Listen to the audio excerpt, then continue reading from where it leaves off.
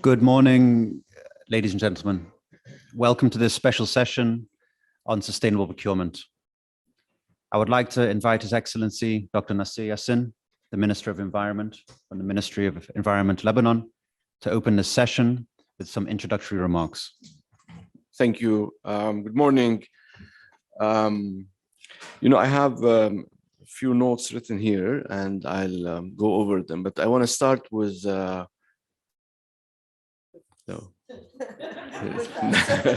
so just to know what to say. Recording is in progress. Yes. When a year ago or so, I think more than a year ago, it was in the first few sessions we had in the Council of Ministers. And a colleague was discussing his plans towards buses, getting my colleague, Minister of Transport, to put it this way. And they said France is going to help us in purchasing of some buses or donating some buses. And, I raised my hand. I said, we need to think of transport in a sustainable way. So when we want to get buses, we need to think of them and their impact on the environment. When we need to do energy, we need to think of renewable energy. I don't think they heard my remark quite well. And they brought classical, conventional buses that are not operating at the moment. But just to give you an anecdote of what we face when we talk about sustainable procurement and green procurement.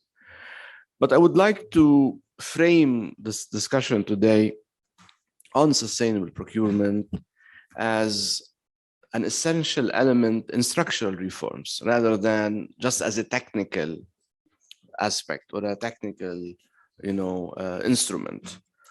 Such reforms that most developing countries, including Lebanon, need to address. And indeed, to frame the discussion on sustainable procurement as part and parcel of green recovery and green transition. When we think of reforms and transition, we think of greening those recovery and transition. Sustainable procurement becomes at the heart of such discussion and such a debate. And this actually, when we work on such recovery, would become our way to achieve our sustainable development goals. And I believe this would ensure that growth that we all aim to have is going to be more sustainable. We can create more jobs, more green jobs for that matter, all as part of integrating environment, climate action in the reform and recovery plans. Something I would say is easier said than implemented. It's easier done in forums like this one with the UN and a lot of UN agencies than actually implemented. Yet, as public procurement makes around 18% of the GDP in the MENA region, in our region. In Lebanon, 20% of the expenditures before the crisis was actually public procurement. It's vital then to build a narrative, and that's essential, a narrative around the necessity of reforming procurement systems in general, and of course, to make them built on the concepts of sustainability. We need a narrative that can seamlessly, that can be understood by everybody to show the interaction between procurement and development. And I don't think, honestly, it's very clear for everybody. Furthermore, and needless to say, it's vital to build the capacities of the public sector on green procurement at all levels, but particularly at the local level. We in Lebanon, in the latest Public Procurement Act, which was a game changer, I would say, public entities, particularly at the local level, have been struggling in understanding it, not to say even implementing it. This is particularly important that many environmental projects are implemented by municipalities and local authorities. So they are the frontliners, yet they're the least to understand and comprehend what do we mean by the current public procurement reform, and then to add the layer of green and sustainable procurement. But allow me to highlight 3 examples we've been proposing in Lebanon to advance green transition in general. First, integrating green recovery principles in key state investments, including electricity, transport, water resource management, wastewater, and solid waste management. And here at the heart of all of these, we have sustainable procurement measures to be included. Secondly, introducing physical and financial instruments for promoting green recovery through specific environmental physical instruments and green accounting to reverse the cause of environmental degradation. It's annually around $2.35 billion. And thirdly, strengthening governance systems for greening the forthcoming recovery program, something we're discussing at the moment with IMF, through sustainable public procurement and strengthening the enforcement of social and environmental safeguards, so we can improve our environmental performance. I will give 7 actions, so not only at the level of headlines.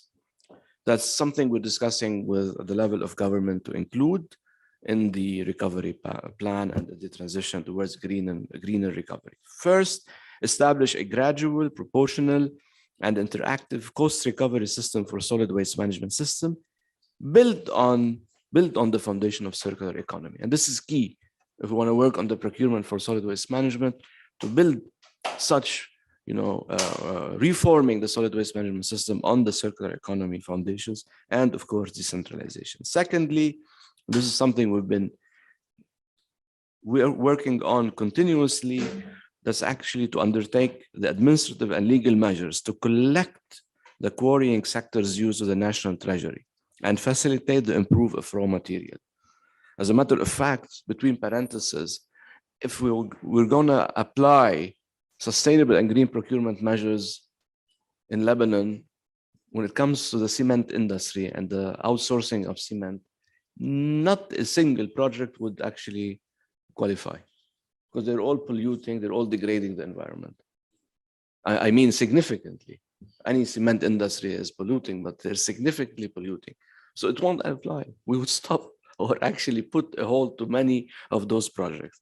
Thirdly, produce a set of master's plans for environmentally sensitive areas in the country, particularly nature reserves, high mountains, river basins, and so on. Because this is also essential when we plan development initiatives. Fourth, explore the possibility of using debt for nature climate swap instrument to improve the environment in Lebanon in terms of contributing towards attaining the SDGs and achieving our nationally determined contributions. Fifth, align the financial system with sustainable development through green accounting and other measures, including due consideration given to climate-induced physical and transition risks. 6th point, green the banking system.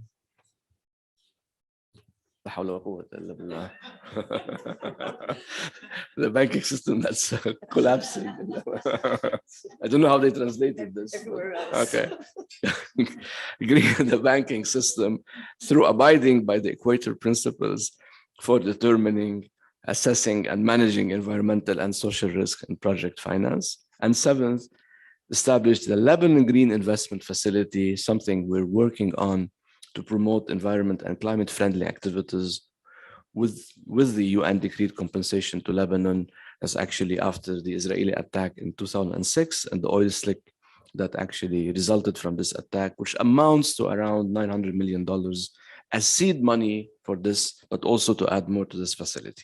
All of the above are foods for thought, but they require a stable policy environment and functioning institutions, but also a private sector that needs to shift genuinely towards sustainable practices and alternatives.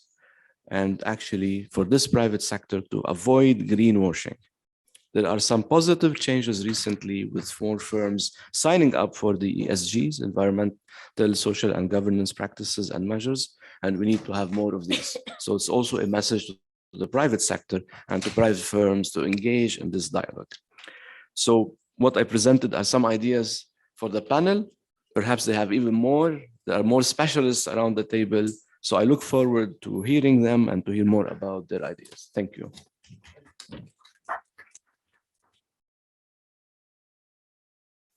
Thank you very much, Your Excellency, for these introductory remarks. I'd like to highlight your emphasis on sustainable procurement being more than just the transactional aspect of sustainable procurement, but how procurement can be used as an instrument and as an enabler to drive sustainable development. This also helps us set the scene for this session, and we'd like to split our time into two different events. Hopefully we'll leave enough time to open the floor to questions and answers for the audience. I'd like to start this session with a bit more of an informal fireside discussion with Jocelyn Jabbour, the procurement manager from the World Bank, and Anne-Claire Howard, the procurement director at UNOPS. This will further help set the scene. They will discuss some of the issues around sustainable procurement and how it is defined, and how hopefully procurement can demonstrate its impact in sustainable development. We'll then move on to a moderated panel discussion where the two of them will be joined by Vanya Osovich online from the ILO and Musonda Kusonde from UNICEF, also joining virtually online, and Mario Jalles from UNESCO. This panel session will focus on the realities of implementing sustainable procurement, and we'll have time for questions and answers from the floor. I'd like to hand the floor over to Anne-Claire Howard. Thank you very much, and welcome to all of you in the room and to all of you virtually online. It's great to be here, and thank you for ESCWA for hosting us today. Your Excellency focused on a lot of really important elements, especially around the greening of public procurement. And what I wanted to stress was the vital role that the private sector plays in this, because public expenditure is it's that relationship between the public and the private sector. The enabler of sustainable procurement is the private sector and how it responds to the increasing demand for sustainable procurement. So you've heard the word sustainable procurement a lot now, but I think like a lot of these, fancy acronyms like ESG and SDGs, how do we actually define this? What does sustainable procurement actually mean? And I think if I asked everyone in this room for their definition of it, it would be different. So what we've tried to do here, and I'll ask Jocelyn to answer this first question, is really, what do we mean by sustainable procurement? What does it actually mean? Is it green procurement? Is it about human rights? Is it about labor rights? How can we help the private sector frame what we in the public sector struggle to define ourselves? Jocelyn. Thank you, Claire. Thank you, Anne-Claire. Let me first thank you and the team for organizing this special session, because considering the significant role that procurement contribute in GDP, as His Excellency mentioned, I think it's important for sustainable procurement towards achieving the Sustainable Development Goals. So sustainable procurement, I know that a lot refers for sustainable procurement as green procurement, but actually sustainable procurement refers to the whole process of purchasing goods, works, and services, taking into consideration not only the environment, but also the economical and the social impact of the procurement over the entire life cycle of the project. So in terms of, for example, from economic perspective, sustainable procurement can help optimize, for example, cost over the long run, or minimize waste, or ensuring supply chain resilience. From social perspective, sustainable procurement can ensure fair labor practices or job creation, or supporting and engaging with local communities, for example. And from environmental perspective, this is what we call green procurement or climate smart procurement. So for me, sustainable procurement is a little bit this balance between the needs of the government and the needs of the society, the economy, and the environment. And in order to implement sustainable procurement, it is important also for government to integrate sustainability criteria into the procurement laws, strategies, policies, and procedures to give the grounds for the procurement practitioners to embed sustainability into procurement decision-making. So the World Bank here also helps the government to develop these strategies, these policies and laws to make sure sustainable procurement is implemented and the practices are in compliance with the sustainable procurement to achieve the Sustainable Development Goals. So ultimately, sustainable procurement can help governments governments reduce their environmental footprint, support social responsibility, and enhance their reputation and competitiveness. Thanks, Jocelyn. This is actually, very daunting. There's a lot to cover here, and I've run a small enterprise in a Western country, and we struggled to deliver on all these expectations. So, and I know that this topic is increasingly important, but increasingly challenging. How the vast majority of our economies are built on micro, small, and medium enterprises. How can they respond to this increasing demand from our agencies, from development banks, from the UN to have more sustainable procurement when they're struggling themselves to meet, the basic requirements of the countries that they live in? What steps can the private sector take to respond to this demand without us being exclusive? Because we need to be mindful of being inclusive of everyone in our processes. Let me start by saying that the World Bank recognizes the critical role that the private sector engagement and public-private partnerships play in accelerating towards the sustainable development goals, because the private sector is often at the forefront of innovation, developing new technologies and approaches that can help address the social and environmental challenges that the government may be facing.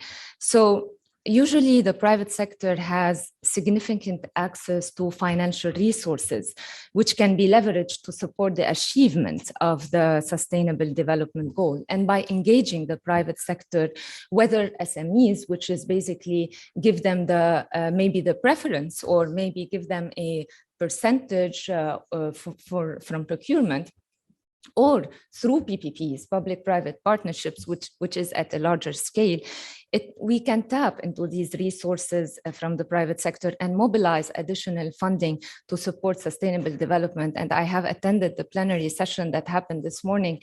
And I think also the private sector role was as well focused on how the private sector can help in achieving the sustainable development goals. And this is where sustainable procurement come in, because usually the whole implementation of any project depend on procurement, and advancing in a project depend on procurement, and using sustainable practices, procurement practices, is very important. So the private sector has a much larger potential to operate than traditional development actors. And this scale can be harnessed to achieve the sustainable development goals more quickly and efficiently. So we can always value the partnership between the public sector and the private sector, specifically on SMEs, on local communities. This is important to help the government and the traditional players in the procurement sector to move towards achieving the sustainable development goals through sustainable procurements. Thank you. And I think that's really important is the tie between the government and these private sector enterprises. And I wonder, Your Excellency, if I can bring you in on this. Mm-hmm. How can you better leverage through sustainable procurement the massive potential that the private sector, for instance, in your country has to contribute to the SDGs? I mean, I fully agree with Jocelyn. The private sector can be first a partner with the government in implementing a lot of the development projects or investments that we aim at working on, and having it's of course in Lebanon we have a vibrant private sector, and it's a natural partner for the government. But yet they want to draw a line that private sector, and this is for Lebanon, perhaps for others, but I want to focus on Lebanon. The private sector in Lebanon has enjoyed a lot of concessions. Partly concessions in relation to monopolizing certain sectors. So less competitiveness doesn't mean actually that the private sector, if there is less competitive, and we have some private sector doing a lot of work, it doesn't mean that this is a very successful private sector. Secondly, private sector has been used to easy money.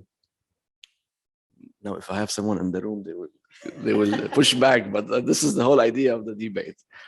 They've been used to easy money and easy access to money. And thirdly, there's a lot of hidden vested interests between private sector and some people in government. So all these three, hi Silvana, all these three actually we need to address when we work on reforming the procurement. That's why the procurement, as Marcus mentioned, is not only a bureaucratic measure, it's a reform process. It's an agenda towards really reforming a lot of the work of government as well as the private sector. That's why we need a private sector that can engage in this debate and this dialogue. Yes, theoretically, fully agree with Jocelyn, the private sector is a natural partner. They've been quite active in Lebanon. They're filling a lot of gaps, but we need to promote a quite sustainable, well-governed, socially responsible, environmentally conscious private sector. For long, the private sector in Lebanon, I'm talking about projects that deal with environment, just to be on the safe side, they've been actually given and rewarded big projects because of their either connections to government or actually because they've been practicing less and less sustainable or environmentally conscious measures. So they would make a lot of benefit out of these procurement or out of these projects. So let's face it, when we say the private sector and we celebrate it, this is great, but we need also the private sector to look at self in the mirror and really engage with this discussion rather than think that the private sector is kind of immune from all those things that we always blame the government for. And that's my message to the people around the room if they are from the private sector. No, thank you. And I think that's a great message. I think one of the comments that you made for me outlined one of the key messages around sustainable procurement is it's about using public funds, not just to achieve an outcome, so the what, but it's also about the sustainability of the how you achieve that outcome. And I think that's where enabling sustainable procurement is so essential, because it's not just about building that hospital, it's about how did we build that hospital? What companies were involved? How did we get the right companies or the right public sector workers or private sector workers to support the delivery of this outcome in a way that in itself is sustainable? And I think that's often the link that we don't focus on enough is the how we've actually delivered as opposed to the what we've delivered. But thank you. I think there's some really interesting aspects to this conversation.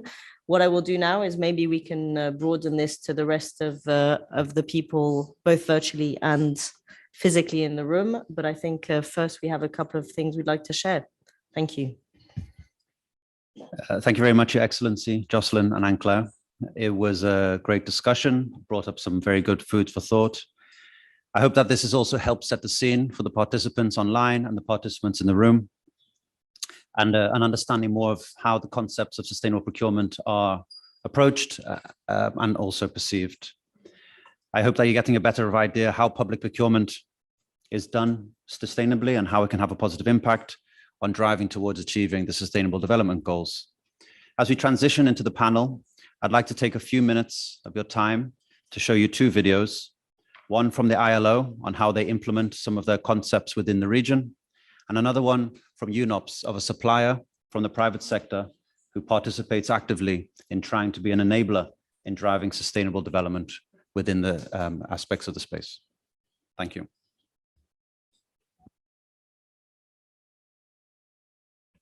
So this is the bit where we hope that IT works, so bear with us.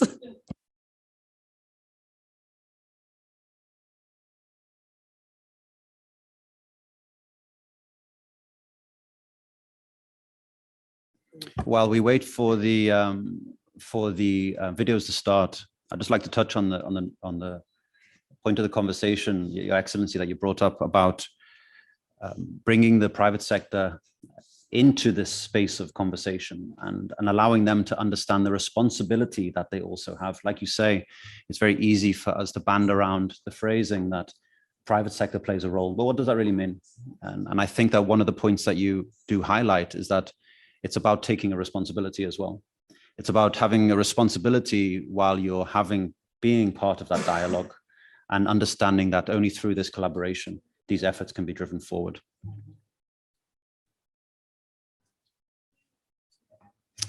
Okay, and while we're waiting for the technology to catch up with us, we're going to actually move over to the panel and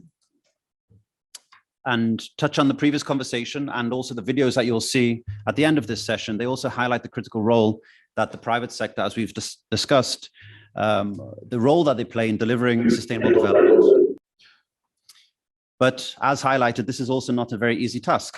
It's not an easy task for the private sector as well as the public space.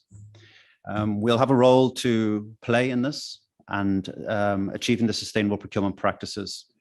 I'd like to invite the esteemed additional members of the panel to introduce themselves and give an introduction of who they are and their role that they play. Vanya, can I please give you the floor?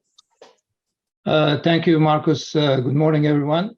So my name is Vanya Ostojic. I'm chief of the ILO Procurement Bureau based in Geneva. We have extensive development cooperation portfolio in the region, and in particular since 2015 as part of the Syria refugee crisis. So I will say during the panel discussion a couple of words about what we are doing in this area. Thank you very much, Vanya. Masonda, can you please introduce yourself? Indeed, thank you, Marcus. Good afternoon, colleagues. I stand on existing protocols. My name is Musonda Kasonde. I'm the Regional Chief of Supply and Logistics for UNICEF MENA based in Amman, so covering the region, overseeing procurement and supply chain activities across the 21 countries we have in the region. Pleasure to be here. Thank you. Thank you very much, Musonda. Can I please bring the conversation back into the room and give you the floor, Mario? Thank you, Marcus. Good morning and good afternoon for those who are watching us from other time zones. My name is Mario Jales. I'm an economist here at ESCWA, and I work in the cluster that deals with the 2030 Agenda and SDG coordination. And it's a pleasure to be here today to bring this private sector element to the discussion and talk about one of our recent publications that deals with this topic. Great. Thank you very much, Mario. And we look forward to hearing about this most recent publication. Okay, so let's get straight into it. It's been touched upon. It's understood that stakeholder collaboration is key to implementing sustainable procurement practices. Vanya, if I can call upon you to discuss the ILO activities in the region and the work that you do with various stakeholders. Can you please tell us about this approach, the benefits of this approach, and how this actually works in practice, please? Yes, thank you, Marcus. So as I mentioned, ILO is historically present in the region, in particular in Lebanon. Our regional office is based there. We have country and project offices in Jordan, Qatar, Iraq. Now we are moving to Syria. And the region became one of the main clients of procurement. In terms of volumes, in terms of complexity of activities.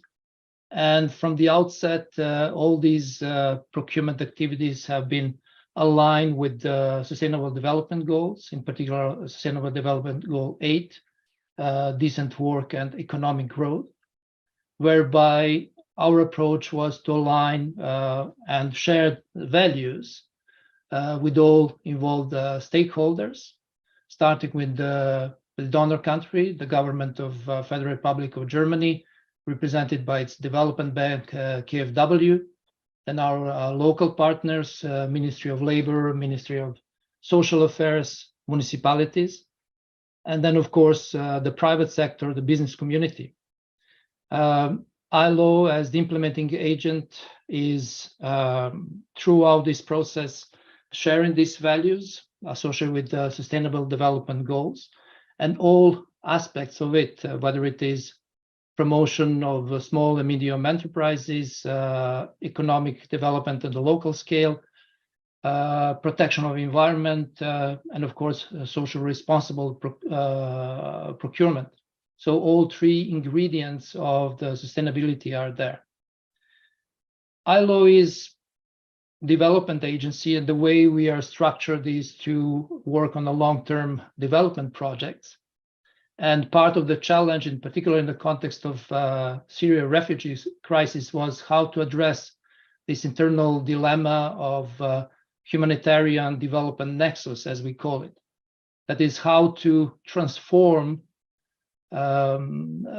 immediate response and humanitarian aid in the long-term sustainable development. And the answer to that is to embed from the outset the criteria of sustainability in every aspect of the project, and then drive it throughout every stage of the procurement process. So starting with at the programmatic level, when we are establishing the content and the indicators of performance for the project, then these criteria, of course, facilitate the life of procurement people, because we can integrate them in our tender documents, in our evaluation criteria, and of course, throughout the project implementation, monitor and report on the implementation. So I would say that the key answer to that question, how do we do it, is to ensure that all the stakeholders are aligned, and of course, that everything we do is in the full support of the National Development Agenda. Thank you very much, Vanya. I think it also highlights the importance of stakeholder engagement. And on that point, Jocelyn, do you think I could bring you in, particularly because the role as a stakeholder, the important role as a donor, as a stakeholder plays? And I'd like to phrase the question around value for money as a donor when trying to engage with these type of interactions and public engagements. We know it's a top priority when engaging with public procurement and private partnerships, but how would you explain this in the context of sustainable procurement?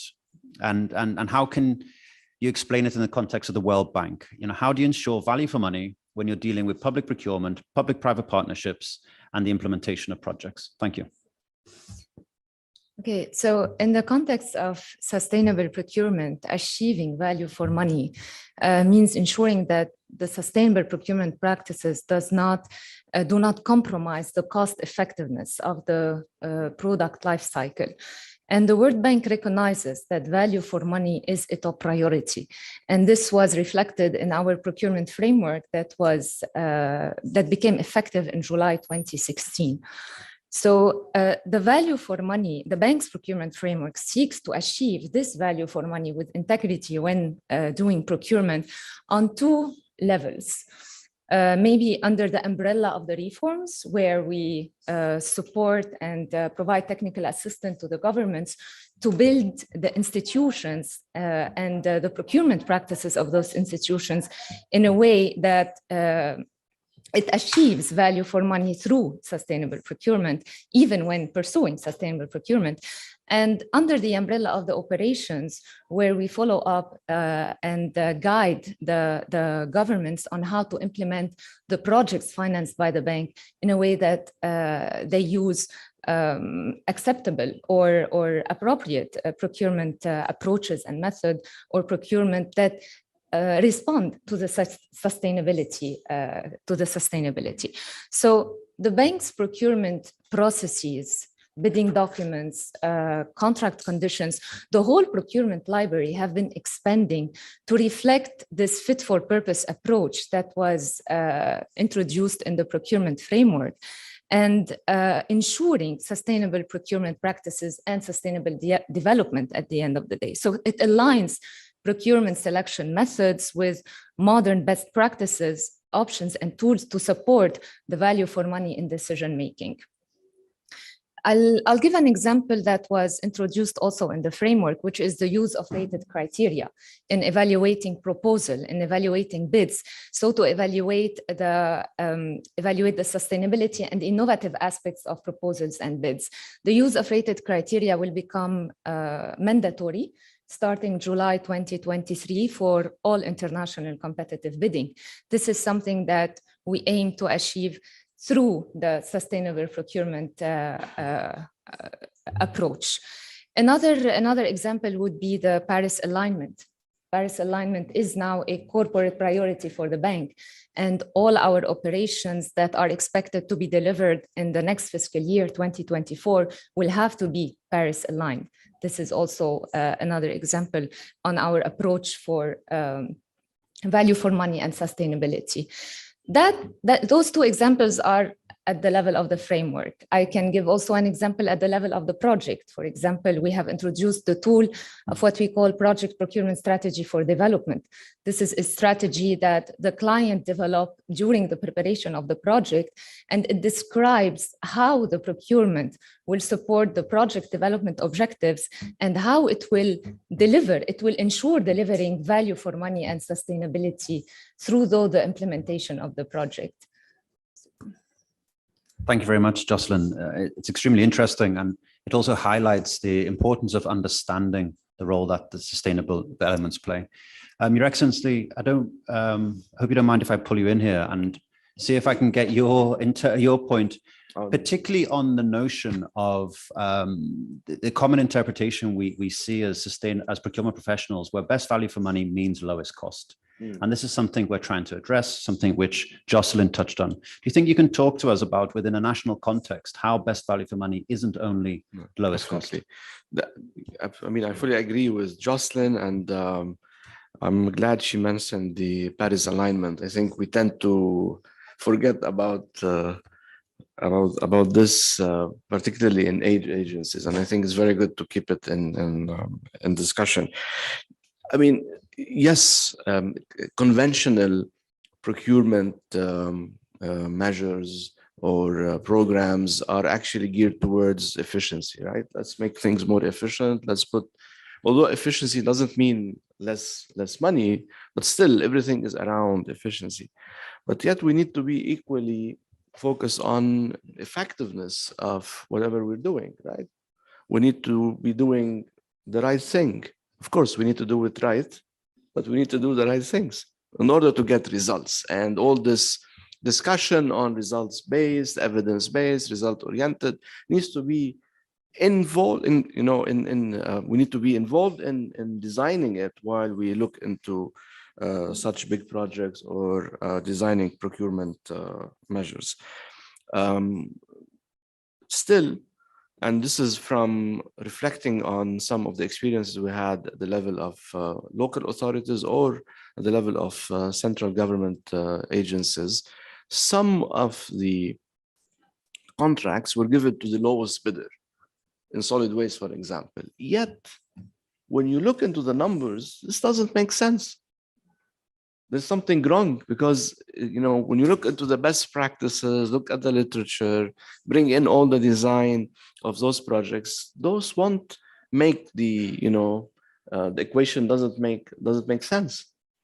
There's something wrong. They're either doing it in a less effective way to cover this, low cost that they put in as a bid, or they're not doing it at all, or someone is doing a cover up. And this is what actually we ended doing. We ended having. So we need to look at efficiency, we need to look at effectiveness, but also we need to look at equity. We need to be equitable in those interventions and projects. And the equity dimension tends to be forgotten. We need to cater for everybody based on their need. And that's something that can be costly. It doesn't mean this would be the cheapest way, but it would be the most effective, the most equitable way. And then I add the fourth E, to add in the environment layer and sustainability measures. I think this is how we need to see it. I'm not a specialist in procurement. You are here around the table, but this is how I see it as a decision maker. It's not only the cheapest offer we have on the table. It's the most effective. It's the most effective in delivering results. It's the most intervention that can lead to equity in society. And it's the most environmentally conscious in terms of the sustainability measures that carries. And I think these 4 E's, just put them this way, are key to be discussed in any big project or any procurement. Thank you very much, Your Excellency. It actually gives us a good transition when Jocelyn's talking about the importance of establishing frameworks, and you've also given me the letter E to transition into the next question. The next question is going to be talking about enablers and how we can put into practice what we're actually talking about and what we're trying to achieve around the table. Masonda, I'm wondering if I can bring you in, please, from the UNICEF side and focus on the question that when we start talking about implementation from a sustainable procurement perspective, a typical question usually gravitates around where do you start? Can you share from your organization's perspective how you would approach this? Maybe you can share some examples, stages of maturity, and as I highlighted with the E, can you focus a bit on enablers in order to get moving? Thank you. Mm-hmm. Thank you, Marcus. Indeed, I mean, as an organization, UNICEF in the MENA region alone, this region is spending on average $1 billion a year. So certainly there is this, there's an emphasis on being responsible in our procurement and leading by example. I think as an organization, the starting point was really to embed sustainable procurement considerations within our regular procurement policies and procedures. So in essence, to institutionalize the concepts. So there is now a clear policy and guidelines around this, which has been deliberately rolled out, pushed out across all offices in the region and globally, including through very practical forums like webinars and sharing sites.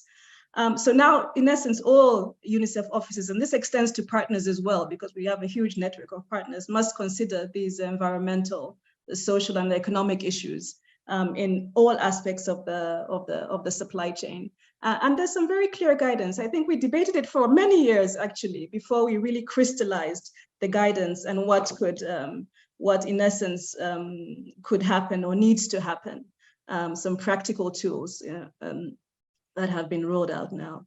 I mean, in terms of how this plays out in practice, I mean, there is no one size fits all. So each sort of country is responsible for defining the how and the what, how they will implement sustainable procurement in their context. But just to illustrate with some examples, I'm starting with one right there in Lebanon, actually, which was my former country office. I mean, UNICEF Lebanon, with the Ministry of Public Health, is in the process of implementing a solarization project, which is covering 150 health facilities. And there's already discussions around expanding the same to schools. So in this context, right up front from planning, these sustainable criteria was put in place, touching upon the environment in terms of clean energy, but also, of course, addressing economic and social aspects. There's also been significant investment by deliberate choice in solar refrigeration and freezers as part of the immunization supply chain strengthening. And this is over other refrigerator types that are available on the market, and similar projects going on in other countries in the region. The second example I'd like to highlight, which is very particular to this region as well, and also one that I'm very passionate about, is the one of local procurement. I mean, I recall at the beginning of the COVID pandemic when we needed PPE and other supplies, and literally got shut out of the markets. So for me, this was a rude awakening as to how unsustainable our procurement practices were. And at the end of the day, it was our local suppliers who came through for us. So now there is a deliberate effort in the region to increase sourcing from local markets. And almost all countries in our region, in the Middle East and North Africa region, have or are in the process of conducting market surveys for essential supplies.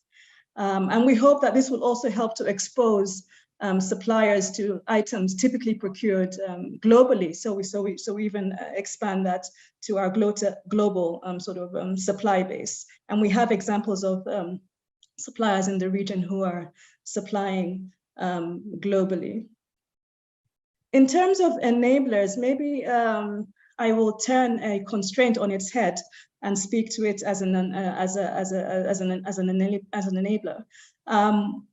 When we talk about local procurement, especially, and I mean the capacity, I think it's been touched upon earlier by one of the panelists, the capacity of local suppliers who are generally small to medium-sized enterprises to compete with multinational companies who by nature are able to provide more competitive terms is very evident.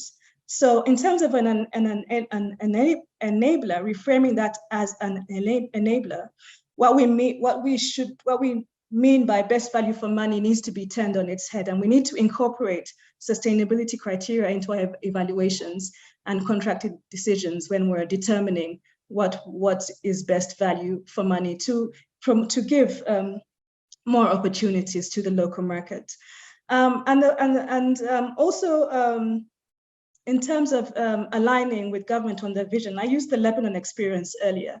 I mean, this solarization project is very much a government vision led by the government in Lebanon, by the Ministry of Health, a vision that UNICEF is supporting. So very much aligning, I think, is an enabler, is also an enabler. Internally within my organization, I think we still have a way to go in making sustainable procurement a higher priority on every agenda at every level. And I think we need indicators. Now I think we've sort of crystallized the terminology, the practices, what it means, but now we need indicators to be able to measure progress and compliance. I'll stop there for now, Marcus, and hand back. Thank you very much, Musonda. It's very insightful to see how you're taking these steps towards implementation and how they're translating into actual practice. And Claire, I'm wondering if I can bring you in from the UNOPS perspective. Generally speaking, UNOPS is regarded as a leader in sustainable procurement or the implementation of sustainable procurement within the UN space. I'm wondering if you can elaborate on how UNOPS has approached embedding sustainable procurement within its processes, and within this, maybe start looking at identifying some points that entities could look at to start off as key areas of priority. Thanks, Marcus. I think, to be honest, that most UN entities are slowly catching up to UNOPS when it comes to sustainable procurement. I think we were the first to put pen to paper on this, but our collaboration with all the other agencies across the UN has led to all of us moving in a positive direction on sustainable procurement. There's a couple of very tangible things we've done, but I'm going to echo a couple of Sunda's points because I think they're really important. The first one is around really the design of projects and the planning stage and how critical it is to look at sustainable procurement at the offset of any of these programs. We tend to come to it too late and at a stage where you can no longer influence things enough to actually make them truly sustainable. I think the second element is really around this alignment of the donor requirements when these are donor-funded projects and of the national development priorities. And I think for me, that's really where you can truly leverage the value of sustainable procurement. In terms of what we've done within UNOPS, I think there's a lot of things to touch upon. I think one of our key programs has really been around working in very close collaboration with our suppliers and with the private sector and our partners in the private sector. We introduced a program called Drive, which is now mandatory for all UNOPS tenders. So suppliers have to fill in a self-assessment around their sustainability criteria. And we use this not as a tool to disqualify suppliers, but we use it as a tool really to start engaging in a dialogue with suppliers to just build that awareness of what these sustainability criteria mean, what they're meant to achieve, why they're important. But also we use them to start highlighting risk within our projects. So for instance, if a supplier rates themselves very high on every single aspect of sustainability, you can look at it through two lenses. One, which is, well, either they don't actually know what they're answering, and then you can engage in a conversation with them around, well, no, these are important criteria. It's not just a tick the box exercise. It's really about building your capacity to deliver on these aspects of sustainability. The other one is, well, there's no way they can be performing that well. So should I flag this? Should I pay more attention to this supplier? Is it worth having a site inspection and going to see, are they performing as well as they say they are? But it's really around trying to use sustainability as an enabler for dialogue, because we were talking about, impact and not just focusing on the outcome. For us, building up the capacity of local suppliers, and we're very proud that more than 60% of UNOPS procurement is usually done at the local level. So the spend is in the country that is where the project is located. But we also believe that the lasting impact you can have, the legacy you leave behind beyond the project, is if you've enabled supplier capacity to increase. And supplier capacity, especially on these sustainability subjects, which are complicated, to make small incremental steps in the right direction. Even just building awareness. We've had conversations with suppliers who they're not at the level of maturity where they're going to tell you what their carbon footprint is. They don't even know where to start. So if we started asking, we want you to disclose your carbon footprint, we'd basically exclude everyone from the market. But what we do is say, okay, well, no, but why is this important? Why is it a question that other companies may be asking you, other organizations? And it's not about you being able to measure it now, but it's comprehending, okay, but if I switch to a better electricity provider for my company, then maybe I can lower my footprint. So it's not about the measurement, it's about slowly integrating into behaviors, patterns of change. And I think that's been very successful. I think the other aspect, and it's not necessarily about the private sector themselves, it's about actually our personnel within the organization, is how do you build the capacity, not of the procurement officers, but of everyone across the organization to understand what aspects of sustainability within a project are relevant, what aspects do we all need to be looking at when we're engaging with all of our counterparts, and empowering people to make the right decisions. Because I think, as we discussed when we were talking about value for money, we still, despite all of the literature, all of the discussions we have around value for money not being the lowest cost, but actually being much more than that, there is still a natural tendency for people to gravitate towards the lowest price item. And a lot of this isn't about just understanding sustainability, it's about how do you empower individuals to push back when they're told, yes, but this is more expensive. How do you empower them to say, yes, it might be more expensive, but the overall value, the overall effectiveness, the overall efficiency is better. And I think those are some of the things we're slowly trying to integrate. And the third aspect, and then I'll be quiet, is around having more discussions with the private sector. So we use the possibilities program in UNOPS. We engage with suppliers. We have supplier forums where we will engage with the whole of the private sector in a country. We will bring in the banks to talk about access to finance, because we recognize that very often that's a constraint to be able to access local suppliers. And we talk to them about, how do you work with the UN? How do you bid for UN projects? How do you become competitive in these markets, which may seem very challenging? Things as basic as, how can you create an online profile for you as a supplier? And how can you have access to the market opportunities that we offer? And a lot of that has actually been really, really helpful in broadening our supplier base at a local level. We have projects in really challenging regions, like in Mozambique, where we've managed to still procure locally in regions that are unstable, that are war-torn, and this has worked really well. We've done great projects in Yemen, where, thanks to the World Bank's support, who pushed us to work with women-owned businesses, we managed to spend, a huge chunk of this project's funding on women-owned businesses in a place where people told us it was impossible, that we would never achieve this. So I think it goes back to my initial point, which is, if you align, the donor requirements, the national agenda, the priorities of a country, and then bring in the private sector to support that, then you can achieve maximal outcomes. Thank you. Thank you very much, Anne-Claire. It's nicely led us to move over to focusing on the private sector, Mario. And I'd like you to try and bring in this private sector angle for us, to look at the different engagements between private sector, public sector.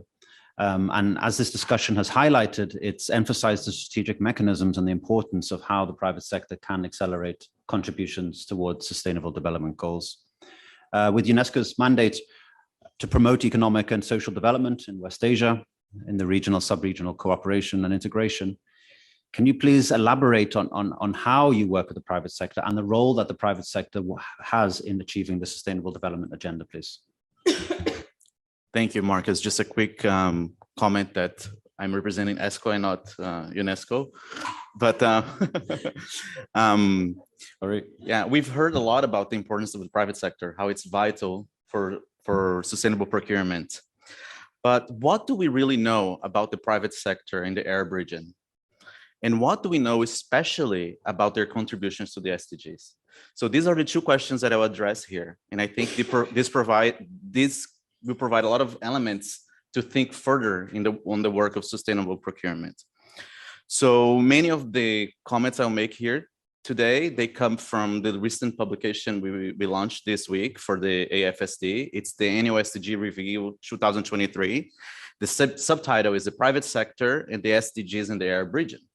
And this is the second edition in this series, our series Annual SDG Review. And this year, we're focused on the private sector. This publication actually is included in the package that all participants got when they registered for the meeting, the physical package you have. It's also available online on the ESCO website. So what do we know about the private sector and its contributions to the private sector, to the SDGs? The first thing is, I need to mention this, is that there's not a full data set that can provide perfect answers. So our findings, they're based on available data, which is incomplete data, but they're still useful. So what we have found, we found out that both in the environmental front, the social front, and the governance front, that the private sector in the region is underperforming.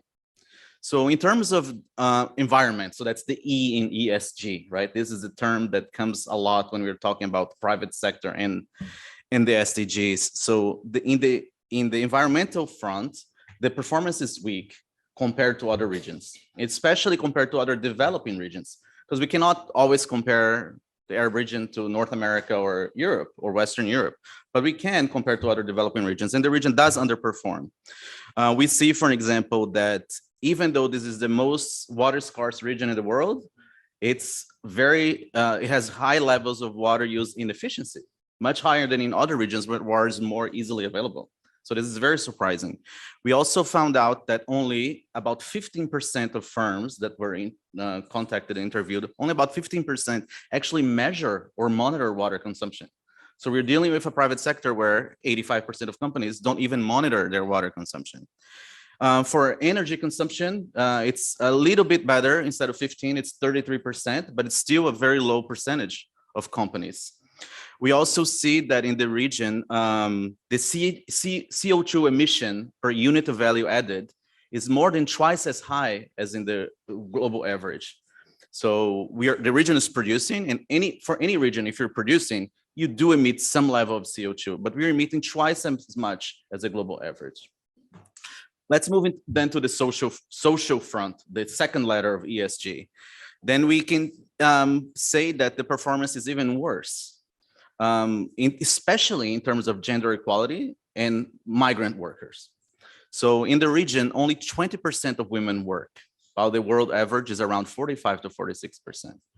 And in the Arab region, 70% of men work. So if you compare 20% to 70%, that's a huge difference. And this is reflected in the private sector. Also in the region, we have very low participation of women in ownership of businesses, and even lower participation in management of businesses. So it's under 10%, that companies that are owned and managed by women. So we are very far away from gender equality. In some countries, usually more advanced countries, there are rules now that the management needs to be split. You need to have 50-50%. We're very far from that at this point. On the governance front, so the third letter of ESG, we see that corruption is a main problem for the private sector in the region. This was highlighted in the previous plenary. One of the participants, in her concluding remarks, she mentioned that corruption would be the single item that she would highlight that needs improvement to make things work. I can actually one of the SDG indicators is about the incidence of bribery. And it's not surprised that also in the Arab world, the incidence of bribery, which means the percentage of firms that acknowledge that they've given or received a request for bribery, is also much higher than the world average. So it's not a very beautiful picture, but there are also many interesting examples of companies that are doing the right things. So there's a bleak picture, but there's also enthusiastic experiences. And I'm sure that UNOPS and UNESCO, ILO, World Bank have encountered these companies. These are the companies you're working with. But I would say that probably they're a minority of companies. One other interesting fact is that SMEs, the small and medium-sized enterprise, they actually underperform when compared to larger companies in the Arab world when you're talking about ESG. And you know, SMEs are an extremely important part of the economy in the Arab world. So there needs to be more attention to SMEs. If we're saying that the private sector in general is not doing well, the SMEs are doing even worse. So there needs to be special attention for the SMEs in the Arab world in terms of environmental, social, and governance sustainability. But one interesting and positive fact is that women-led enterprises in the Arab world outperform men-led enterprises. But as I mentioned before, they're also a minority of the companies, but they do in general have a better performance in the three indicators, like environmental, social, and governance. One other finding in the governance side is about civil rights and even privacy rights that are extremely low in the region compared to other regions. And this is also something that should be taken into account. So these are the main findings. And let's move into what's driving private sector interest in the SDGs or sustainability. So the main finding, it's that government is the main driver and procurement is part of that. So government can play even a stronger role, not only through regulations or standards, of water, like when you produce a product, it has to be energy efficient, your fridges or your vacuum cleaners or so on. But sustainable procurement comes here. We can explore the fact that the government is the main pusher for sustainability actions by the private sector. But it's not the only one. Increasingly, the private sector is seeing that they need to adapt in order to ensure their profits. More and more resources are scarce, which means they become more expensive. So it's difficult for private sector companies to act or produce in a world where inputs are more and more expensive and where water might not be available. So they understand that we need to take action in favor of the SDGs. And also a third element that influences private sector interest in the SDGs is customer preference. Historically, the region underperformed other regions in terms of customers mentioning that sustainability was a main factor in their decisions of purchase decisions, but that's starting to change. So through some surveys in the region, customers are increasingly demonstrating that they are interested in sustainability and that some of them are willing to pay for sustainability in the product. What we do find, though, is that ultimately most of the private sector actions in the region are still in the field of corporate social responsibility. They haven't moved, the companies haven't moved to a more integrated approach that would have this concept of shared value with society and the environment, which was mentioned by, I think, every single one of the previous speakers. So we are not there yet, but some companies are there. And I think we can highlight these companies as examples moving forward. Moving to a different side of the contribution of the private sector, like this, until now I was focusing on the private sector actions. How can they deliver the SDGs through their actions? Another way the private sector can contribute to SDG delivery is through financing. So we see that very little, actually there's abundant capital, there's abundant private capital. And even in this region, this is the only developing region where capital outflows are greater than inflows. So the region is sending more money out than it's receiving from the rest of the world. It's the only developing region where that happens. So there's plenty of capital, private capital, but it's just not going to the SDGs. So according to an estimate by ESCWA, 12 Arab countries have a SDG financing gap of $660 billion per year to achieve the SDGs. This does not include the LDCs. It's only the middle income and high income countries. The challenge then is how to get this huge basket of capital and make it go where we want it to go, to the SDGs. How can we move in that direction? So the government plays a fundamental role in that. One important way is to have a new set of supporting policies that can support, for example, sustainable procurement, but also circular economy and other types of policies that can promote the SDGs. Public-private partnerships.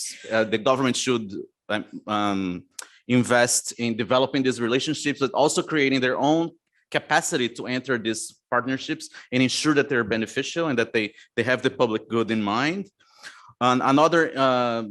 Another strategy is for countries to come up with bankable project pipelines, because usually countries have a development plan and they have investment plans, like what they want to do, how they want to do, but they don't have a pipeline of projects that they can present to the private sector.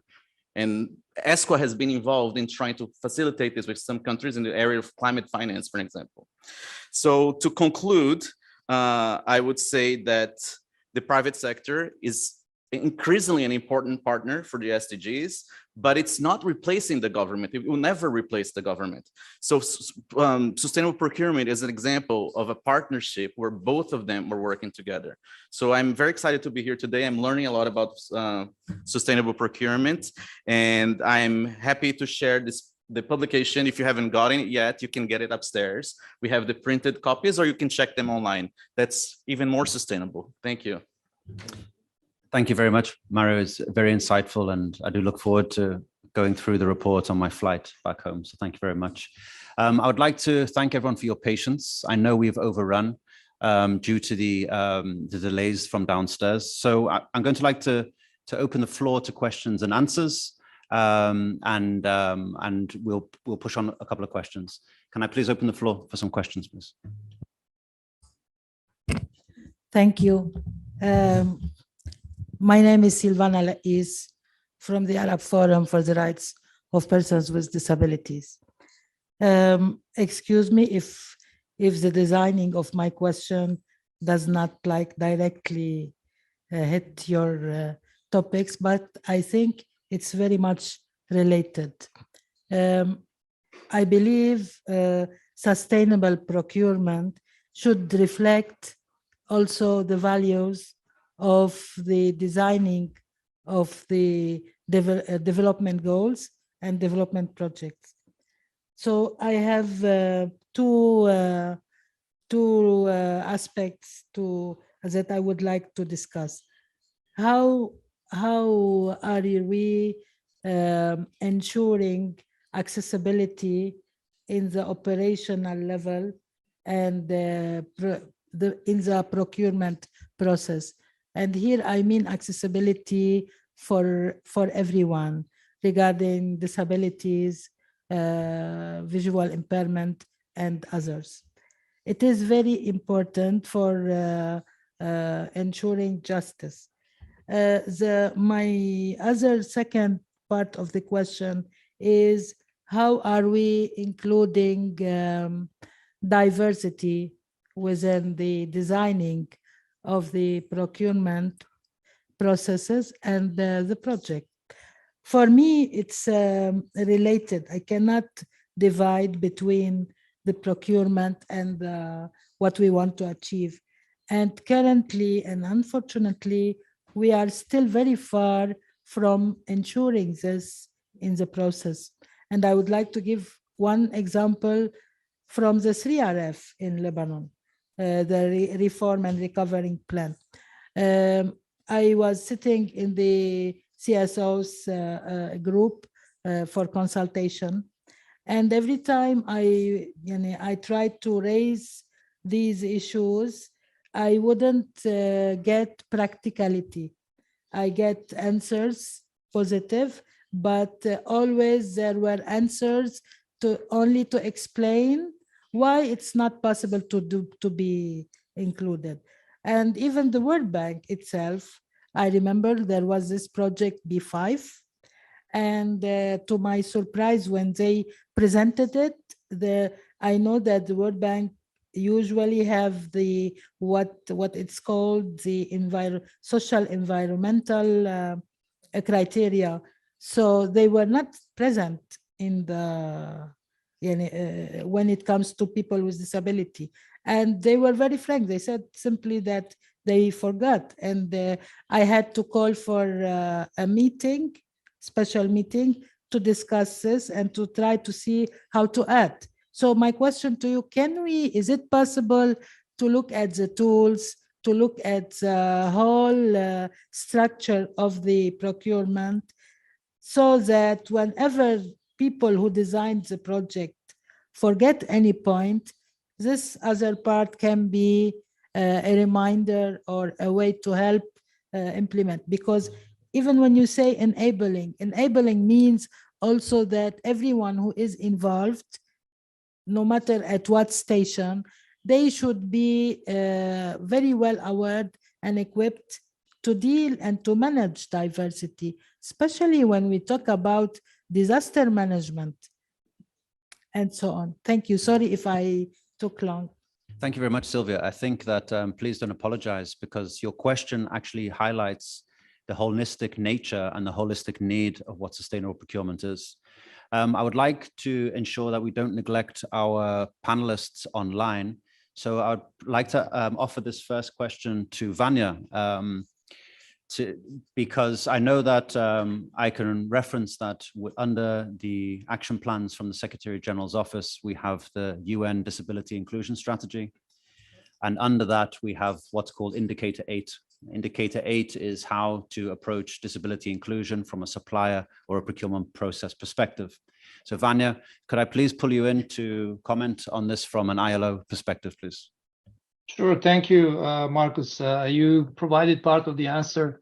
At the UN level, yes, we have a UN Disability Inclusion Strategy, and we have, through our interagency procurement network, we are developing joint approach, and then at the level of each agency, we are trying to implement it and comply with certain criteria that have been defined and agreed among the procurement, UN procurement community. Sylvia, I think she used the right word, design. These criteria of inclusion have to be embedded in the project from the outset. So the project design is a key element that will then facilitate integration of these criteria of inclusion in our tender documents, in our contracts, in the implementation of what we are doing. From the ILO perspective, ILO pays particular attention to full compliance with criteria of non-discrimination. As far as procurement is concerned, that means in concrete terms that our tender documents, our procurement guidance, our procurement manual is accessible to people with disabilities, so they can participate in our tenders, in our activities. They can also understand how do we operate, what is required in order to comply with the requirements. In terms of diversity, we haven't seen the short video at the beginning of the session, but as part of the design, the way the projects are designed, we are also have included and agreed with the donor to include criteria of job creation for people with disabilities. So one of the performance indicators of this project is to create jobs which are specifically dedicated to people with disabilities. Then if we are talking about the works that we are doing there, mainly construction, road construction, renovation works, the way this is designed is to allow, full accessibility to people with disabilities. So there are many aspects and that in which we can then apply these criteria of sustainability in the procurement process. Thank you very much, Vanya. I've also just been told by our technical support that the videos are ready to play, but maybe we'll run them at the end of the Q&A session. Is there anyone on the panel that would like to respond, or we can open up more questions? Yeah, I think since the World Bank was mentioned, I see myself, I didn't notice. I have to. So first, thank you, Silvana, for raising this. And I am fully aware of the 3RF and specifically the B5 project. And just also before going to the B5 project, I fully echo Vanja, because there is no constraints in terms of participating in bids for everyone. So specifically for the bank. So it's an open competition. It's we always push for more competition rather than being very constrained about whom to invite and whom to request to bid. So our procurement regulations is the principle is competition, the principle is transparency, and of course, inclusiveness.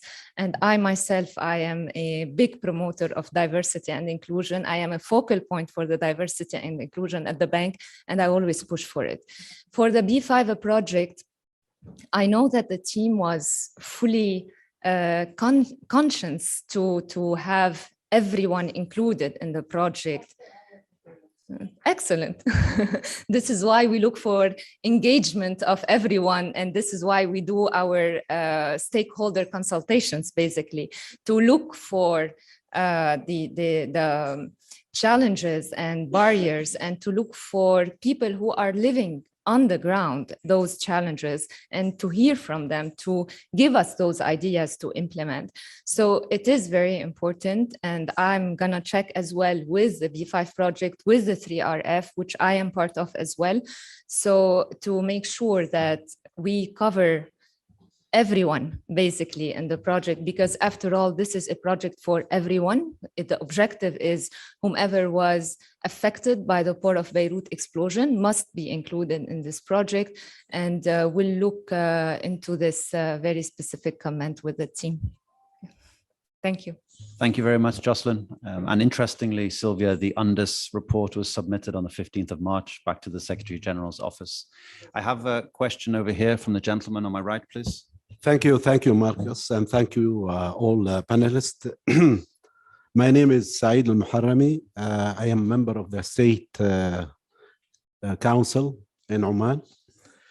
My question regarding the definition of sustainable procurement, it seems like there is no agreed definition on sustainable procurement, and it depends whom you will be asking. If we had another panelist, for example, the definition will be totally different. So we are having the government institutions, international, for example, institutions, the private sector, the SMEs, the community, the suppliers of services and goods. If you ask them about sustainable procurement, each one of them will be giving you a different definition. The private sector, for example, of course, value for money. This is what they care about for suppliers and goods and services, the highest return of their goods and services. For the international institution, we are talking about the equality and diversity and maybe something like SDG. But for the government, they care much more than this. You know, they look at the whole picture. So they are concerned about the economy, for example, improving balance of trade, for example, minimizing the important items and goods, increasing GDP, creating more jobs, saving, as His Excellency said, saving the environment. So they are also concerned about different issues. And accordingly, my question, who should be responsible about setting the minimum requirement for the sustainable procurement? Is it the government and the institutions, or the market, with different goals and of trying to achieve or defining the the sustainable procurement. Thank you.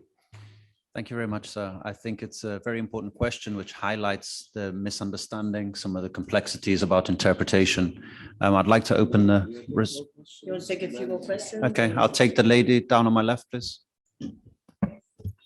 Hello, good morning or good afternoon. My name is Kinda Hattar. I'm from Transparency International, MENA Regional Advisor. I want to say thank you to Dr. Nasser. Yeah, we've been partners in speaking about this for 2 years, but one of the main points that he thankfully mentioned is we're speaking from our part. We're speaking from a UN's perspective. We're speaking from procurement, international standards that were set out there. We're trying to bring it in through UN agencies or the World Bank. But there is another element to that. It's the business integrity. The integrity of the business sector, the private sector, is somehow left to either civil society to work towards making businesses actually realize that they need to have that integrity, or to try and push also all agencies or investors or to actually look at the due diligence. Like, I would have liked to see here in the room somebody from the private sector coming and speaking about procurement, but that would have been a huge responsibility on which private sector are you going to get, because do we do the due diligence of having a clean private sector that can actually speak up to those principles? I would call as Transparency International to work with agencies, the UN, if it's well, to work. We have a business integrity program that we need to work on to make those businesses able to compete in a very good competitive process, as we're requesting government to have clean procurement processes. So it's a two-way and a two parallel track that we need to take. Another thing, we can discuss these in more details, but I'm just pointing out some headlines that we really need to recognize when we speak about sustainable procurement.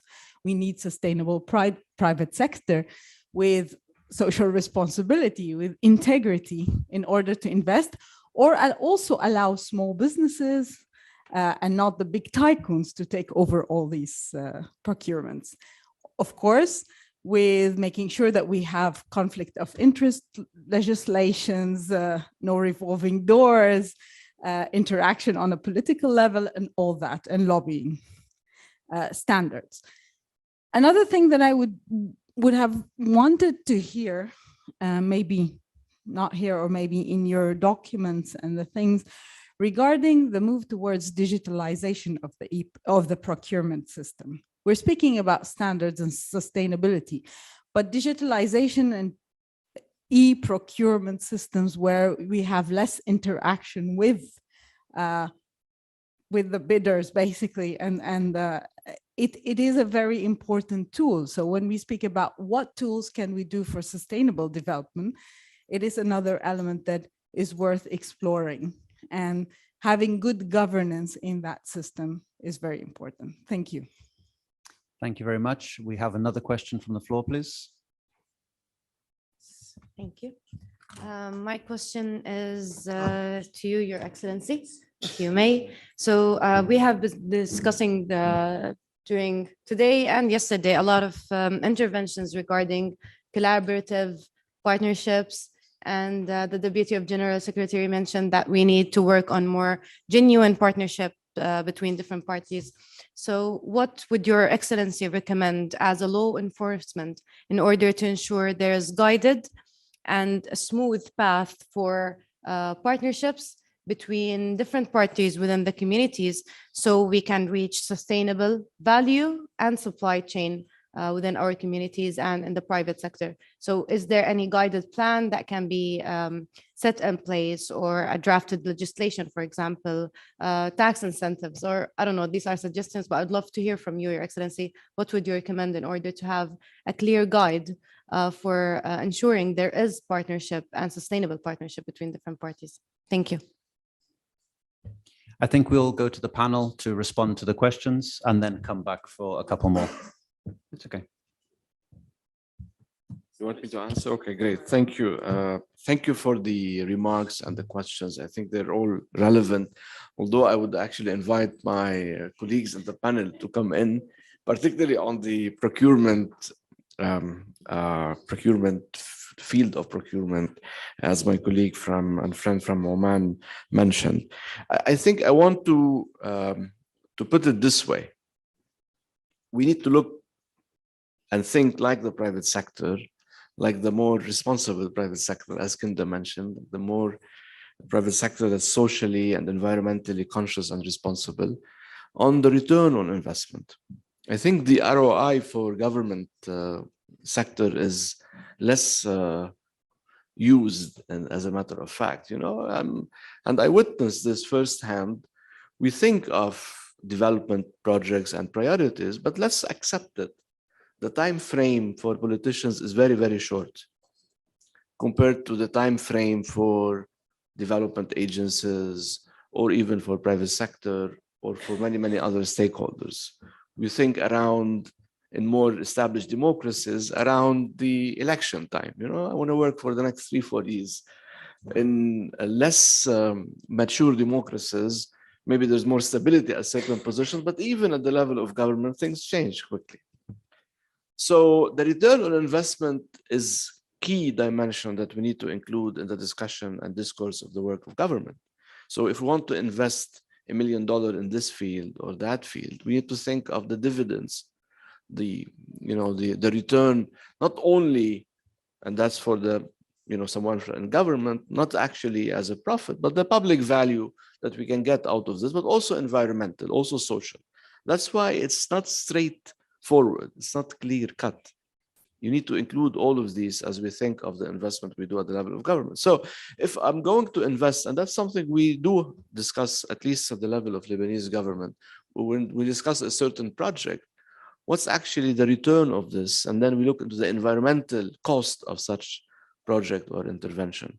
It's not easy. There are a lot of trade-offs, and this is the work of, even in democracies, a lot of the trade-offs. But we need to draw the line on what to accept and not to accept when it comes to environmental degradation or environmental issues. So do we actually, and to give example from certain sectors, well-established sectors, let's take cement industry, also in Jordan, in Lebanon, elsewhere. It's quite in Egypt. It's a well-established industry even before the birth of nation states, like in Lebanon and elsewhere. But if you want to protect this industry, which is in multi-billion dollars, from the perspective of the industry alone, the cost on the environment is huge. So here comes the trade-off. What you're gonna do here? Not an easy question, as we say in the policy language. It is a wicked policy question. What to do? What to do in this policy question? Do you give them free hand and to make this industry, prosperous? So you bring in the IFC to support, and they do actually support this industry, and don't look at the environmental cost of it, which is in billions and billions of dollars over time. So it's not an easy question. It's not an easy take, but we need to include the environmental dimensions, and there's a line that we need to draw when it comes to this investment. So I think I didn't clear it. I made it even more ambiguous, but but this is what we need to think of. We need to think if this project is we need to support, and then yet it has a lot of environmental costs. So why do we need it? But so to look at the dividends, let's put it the environmental and social dividends of or return of any investment. We need to include them. It's not only highways as such. That the highway need to serve something. It needs to actually include not only the economic growth, but also the social environmental. Look at the social environmental cost of this. And I fully agree with Kinda on the integrity of the private sector, and we have a long way, honestly, to particularly in this part of the world, to engage with a genuine, elsewhere, but in this part of it, to engage in a genuine and socially and environmentally responsible private sector. And I mentioned in my opening remarks, aside from some greenwashing exercises that we hear here and there, We need actually to work towards the genuinity of the private sector.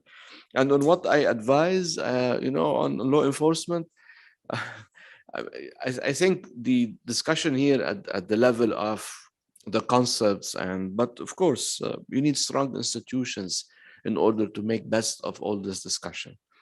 And strong institutions mean those institutions do cater for the welfare of people and the environment. Judiciary being independent, different government departments being actually active, local authorities. And that's, again, very challenging, particularly at those times of crises that we face, whether in Lebanon or in other developing countries. But strong institutions is definitely key for the implementation of any policy, whether it's procurement, green recovery, inclusion, and so on. If we don't build strong institutions, a lot of this exercise will remain intellectual. Thank you very much, Your Excellency. Anne-Claire? Yeah, I'll just make a very short point on the business integrity, because I think it's actually a critical one. And I actually chair a committee within UNOPS, which is the Vendor Review Committee, where we will look at unethical practices, fraud, etc., within our vendors. If we see any instance of this, it does go through an audit process, and then vendors are disbarred from participating in UN procurement processes. We share this information across all of the other UN agencies so that the information is fully transparent. And these are serious disbarments. They go from 3 years to 10 years, depending on the outcome of the process. And you're not just automatically rehabilitated. So the vendor then has to actually ask to be rehabilitated at the end of their sanction period. And if they do get awarded a contract after that, and this is what we do in UNOPS, they then have to go through a whole site assessment around their sustainability practices to demonstrate that they're actually committed to bettering themselves as an organization. So sadly, this is post-fact. So, it's once you've either they've participated in a tender or actually even been contracted, but it's a small incremental step. But I've worked with TI in the past, and I think the business integrity, program is something that we're trying to build a platform in UNOPS where we're trying to give suppliers access to tools that they can use within their processes. Unfortunately, these are the ones where you'd like to think it's probably the businesses that already have a certain level of integrity that will be interested in using these tools. But, we keep promoting them in the work that we do. So it's something we try to take seriously. But yeah, it's a challenge for all of us, especially, as you said, in a digital era where you don't even have potential physical contact with your supplier until they're actually on site delivering the goods and services. Thank you, Anne-Claire. Are there any more interventions from the panelists before we take any questions from the floor? Yeah, let me maybe also add echo first, Anne-Claire, on how important this when we talk about integrity, especially at the bank, because this is at the core of the bank. And we know that we have the fraud and corruption guidelines, for example, but I want to mention that our latest practice that is now in place is to publish what we call beneficiary ownership, which actually mention who owns such firm that were awarded a contract. So this is something that even in the most advanced country that is not yet practiced.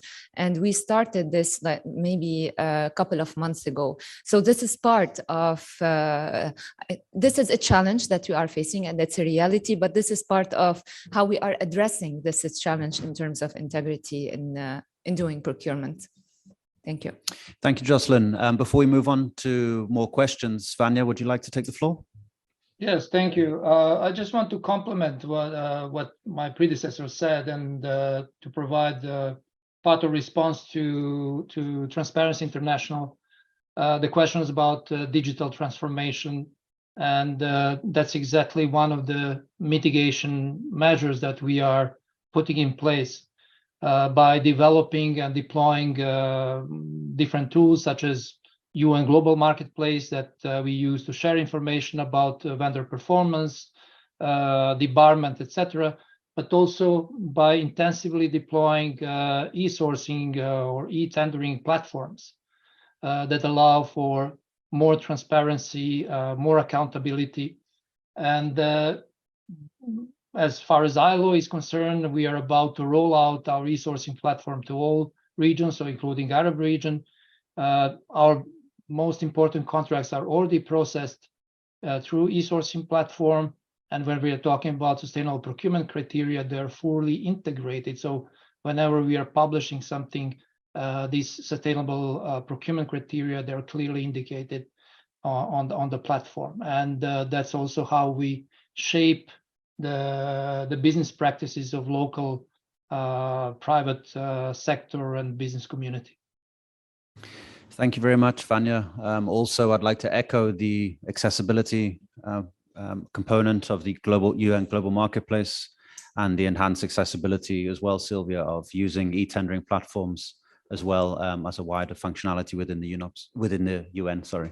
Can I please take the question from the gentleman at the back? Marcus, can I add one more on the digitalization of the procurement systems? Yes, please go ahead. That was raised also here. So I will give an example here in Lebanon. We recently, we have seen the ratification of the new procurement law. And we have, the World Bank is now supporting the government in establishing and putting in place a new procurement system. So this is an ongoing job that we are doing now with the government. And same thing, we have, like, for example, Jordan has established a new procurement not long time ago. So in the region, we are helping also the countries to put in place and to move, to transform, if you want, to digitalization, including e-procurement systems. Thank you, sorry. No problem. Thank you very much, Jocelyn. To the very patient gentleman at the back. شكرا سيدي. اسمي عبد السلام نداه، مدير التخطيط بالمندوبية السامية للتخطيط في المملكة المغربية. ارتباطا بموضوع الأمس، يعني دور القطاع الخاص في تنفيذ أهداف التنمية المستدامة، فعلا أرى أن هناك مسؤولية مشتركة بين القطاع العام والقطاع الخاص في تنفيذ أهداف التنمية المستدامة، وخاصة تفعيل المبدأ ديال المشتريات أو الشراء المستدام، يعني الاستهلاك والإنتاج المستدام. وهنا أقول في أول يعني مرحلة من بناء تفكير حول استراتيجي حول يعني تشجيع شراء المشتريات المستدامه، لابد من توفير المعطيات الاحصائيه، البيانات الاحصائيه حول مدى انخراط القطاع الخاص في يعني الشراء المستدام.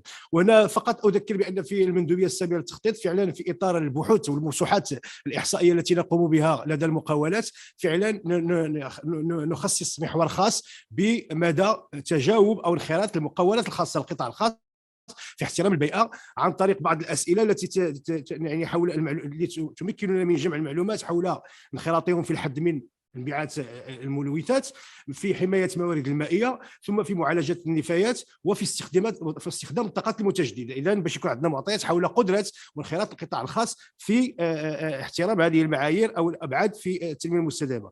ولكن يتضح أن القطاع الخاص الآن باعتبار اقتصاديات في المنطقة العربية هي في الحقيقة توجد في وضعية صعبة من حيث التنافسية الاقتصادية أصلا، لأن إذا لاحظنا في مستوى إنجاز أهداف التنمية المستدامة أو على مستوى التنافسية الاقتصاديات، فهي أصلا في وضعية صعبة مقارنة بالأسواق الاقتصادية العالمية. فإذا السؤال المطروح هو الانتقال الآن من استعمال الموارد التقليدية من أجل تسريع أهداف التنمية المستدامة، الآن نطالب القطاع الخاص او حتى كذلك الحكومات يعني الى الانتقال الى ربما السلوكات المستدامه في الاستهلاك وفي الانتاج من اجل يعني تحقيق هذه الاهداف التنميه المستدامه. وبالتالي السؤال المطروح كيف ان اخذا بعين الاعتبار وضعيه الاقتصاد او ضعف التنافسيه للاقتصاد في المنطقه العربيه، فشنو ما هي الحلول او يعني الاجراءات العمليه للانتقال السلس من الوضعيه الحاليه اللي فيها وضعيه ربما كما قلت تنافسيه متوسطه الى استعمال المشتريات الاستدامه وجعلها وتحويلها من تحدي الى رافعه لتقليص الفجوه على المستوى التنافس الاقتصادي ما بين دول المنطقه العربيه وربما الدول المتقدمه. شكرا.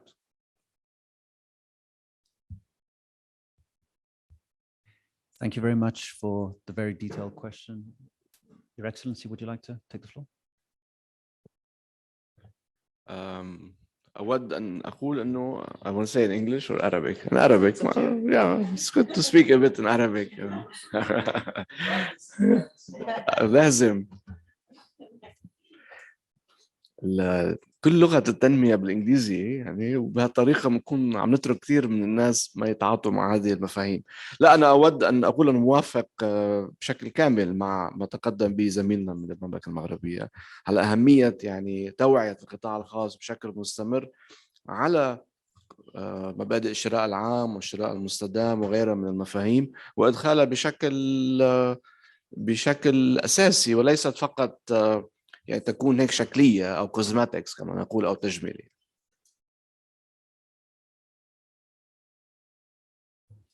Jocelyn, would you like to intervene?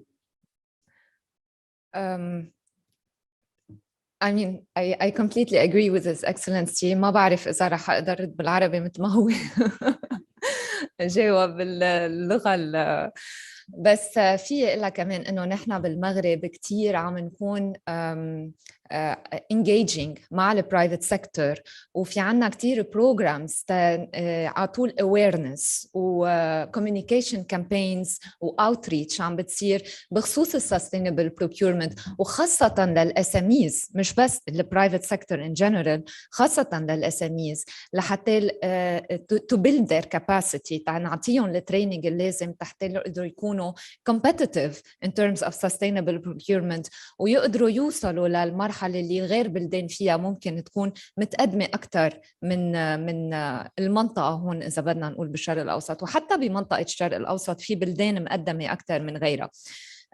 في عنا مثلا project هلا بموروكو مع focus on green procurement.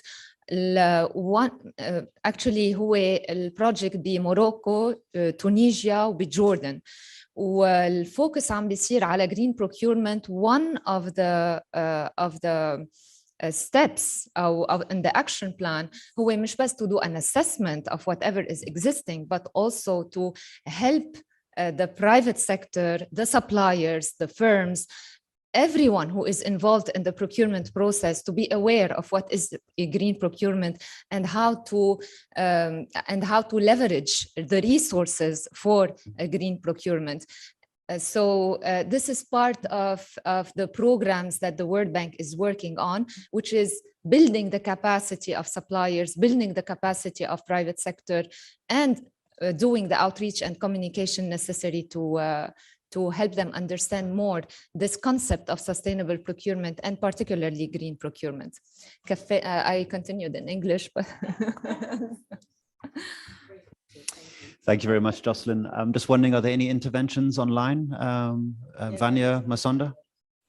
Yes, if I may just quickly, in terms of, well, the response to the gentleman's question, there are two fundamental aspects important to successful implementation of sustainable public procurement. One is capacity building, and in terms of ILO, it's of course directed towards ILO staff, but also our the companies that participate in our tenders. And then the second part, fundamental part, is monitoring, evaluation, and reporting.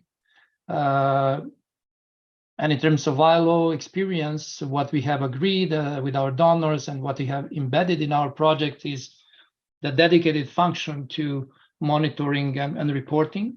We have what we call social safeguards officers that are part of each and every project, and then they regularly monitor compliance with different criteria, including criteria of sustainability.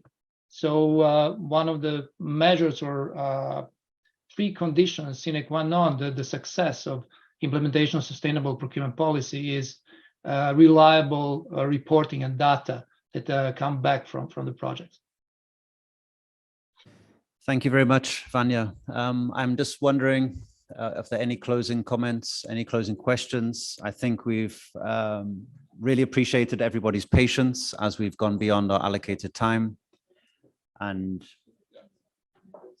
I think to end with thanking UNOPS for organizing this panel, very interesting. And I thought it will be very dry and technical, especially in the UN House.